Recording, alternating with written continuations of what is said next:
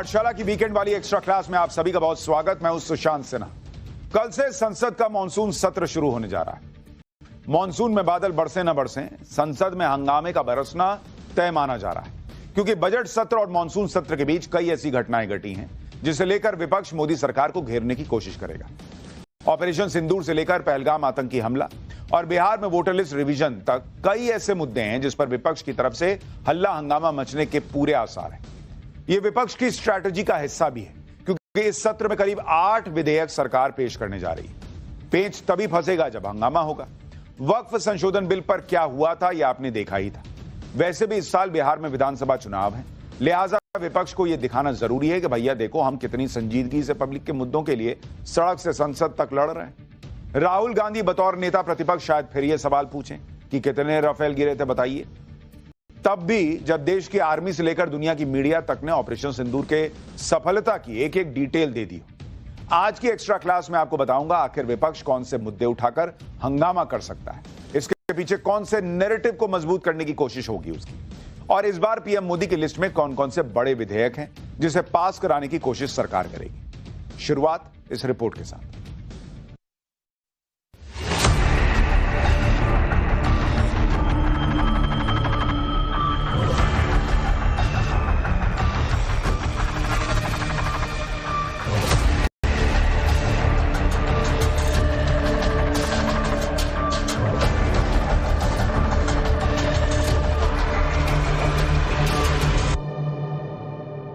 उन्होंने कहा है कि 5 लड़ाकू विमान गिरे थे इस युद्ध में। तो हमारा सवाल सीधा है, अभी 2 दिन में मॉनसून सत्र शुरू होने वाला है, लोकसभा और राज्यसभा।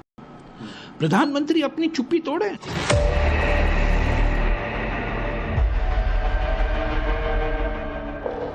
कमीशन जो है बीजेपी के दफ्तर के इशारे से, बीजेपी के इशारे पर काम कर रही है।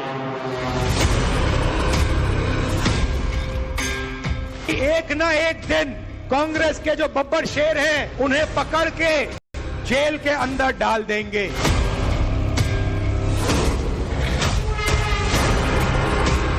जब चोर चौकीदारी की बात करने लगे समझिए कि वो खुद इतने बड़े चोर हैं।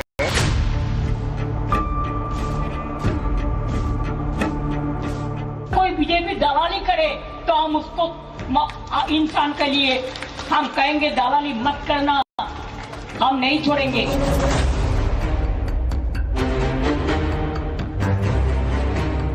पश्चिम बंगाल में क्या हो रहा है?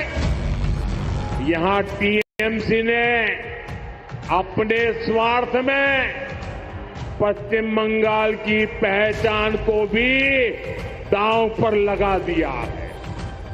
इसके लिए यहां घुसपैठ को बढ़ावा दिया जा रहा है।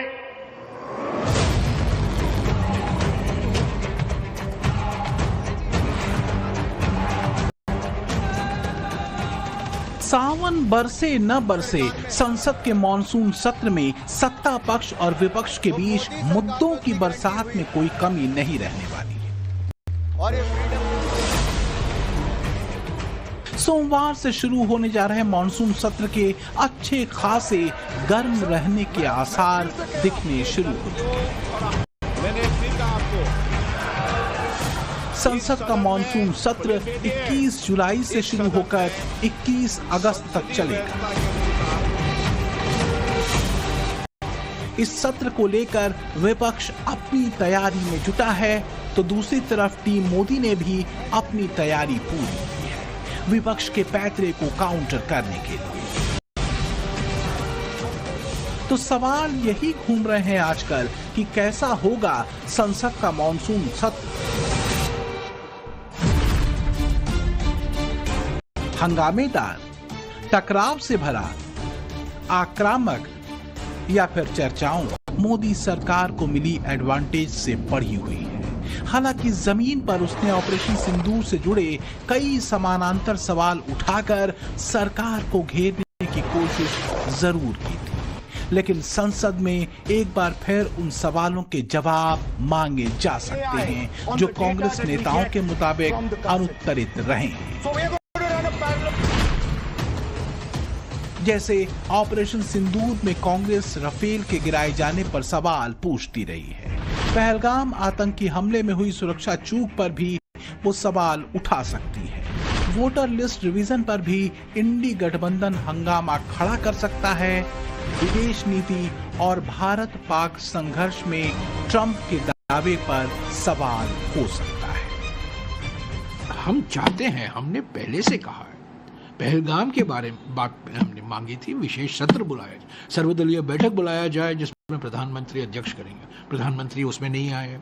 तब हमने विशेष सत्र की मांग की। खरगे जी ने खत लिखा प्रधानमंत्री को, राहुल जी ने खत लिखा विपक्ष की ओर से, वो भी उसका भी नजरअंदाज किया गया। अब जब सत्र हो रहा है, मानसून सेशन शुरू हो रहा है, तब इस पर तो 2-3 दिन की चर्चा होनी चाहिए ना।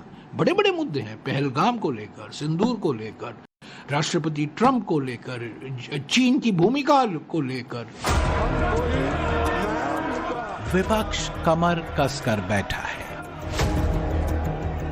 चर्चाओं से ज्यादा सत्र में हंगामों के आसार दिख रहे हैं।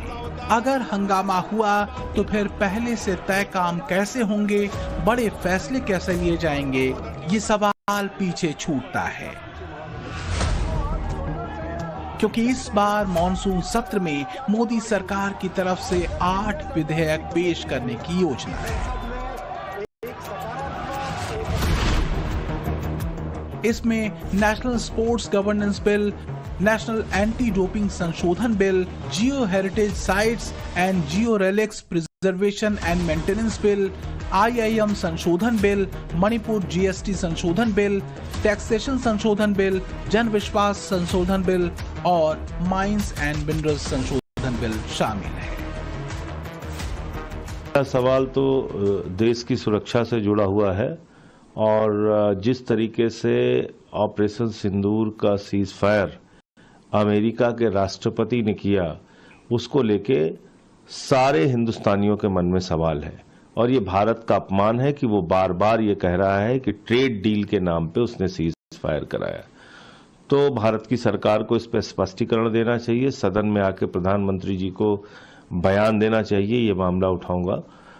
5 जेट गिराए जाने की बात भी वो कह रहा है, जो कि उसका काम नहीं है।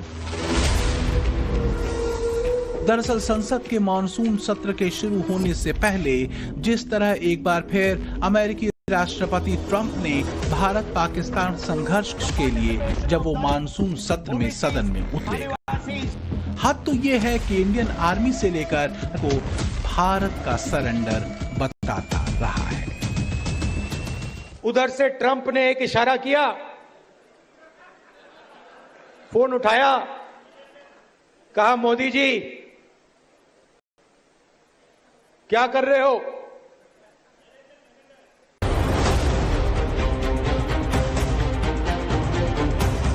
विपक्ष न हुआ, बेसब्र जमाना हो गया। संसद से लेकर सड़क तक बस एक ही फसाना हो गया कि हर हाल में मोदी को घेरा जाए। बिहार में इस साल चुनाव होने हैं, बंगाल में अगले साल चुनाव होंगे, 2027 में यूपी का रण फिर सजेगा। तो विपक्ष के लिए मुद्दा मैदान मारने का है। बिहार में चुनाव आयोग के वोटर लिस्ट रिवीजन में इंडी गठबंधन ने अपनी महाराष्ट्र हरियाणा की हार का बहाना भी खोज लिया। इलेक्शन कमिश्नर बीजेपी और आरएसएस जैसे बात कर रहे हैं, वो भूल गए हैं कि वो किसी राजनीतिक पार्टी के नहीं है। वो हिंदुस्तान के इलेक्शन कमिश्नर है और उनका काम इस संविधान की रक्षा करने का है। और मैं इस यहां से क्लियर मैसेज देना चाहता हूं, आपको जो करना है करिए, मगर बाद में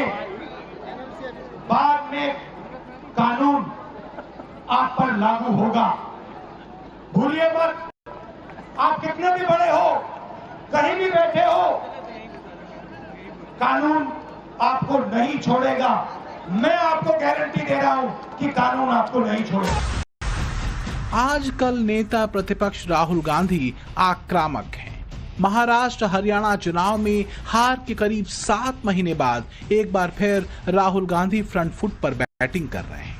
पहले सवाल ईवीएम पर उठाते थे, आजकल सवाल वोटर लिस्ट में छेड़छाड़ को लेकर उठा रहे हैं।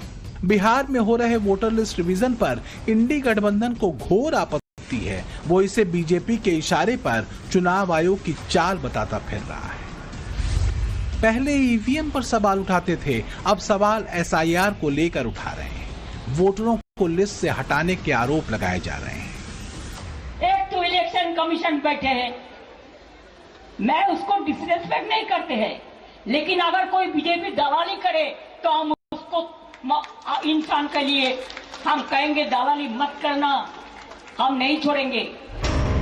तो संकेत मिल रहे हैं कि मोदी को घेरने के लिए विपक्ष के बनाए मुद्दों की कमी नहीं। चुनाव आयोग के बिहार में